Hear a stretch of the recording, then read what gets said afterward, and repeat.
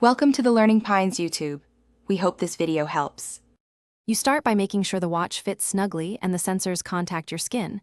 That directly improves heart rate and calorie accuracy. Next, open the workout app and pick the workout type that matches your activity. If none fits, add a custom session.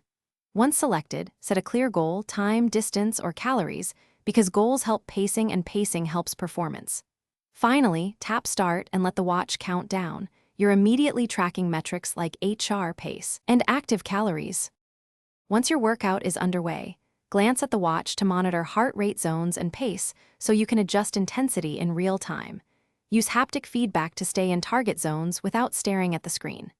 Make use of auto pause and workout lock when you stop or change movement to prevent skewed data, and tap screens for splits or metrics you need.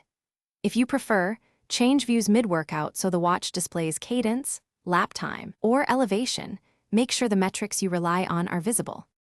To finish, tap End and then Save so the workout uploads to Fitness. You'll immediately see duration, calories, average heart rate, and splits. Once synced to your phone, review trends over weeks to adjust training. Make sure activity rings and health metrics reflect the session. If numbers look off, reseat the watch and try recalibrating by doing a known distance walk or run outdoors with GPS. Also check for watch OS updates and sensor cleanliness.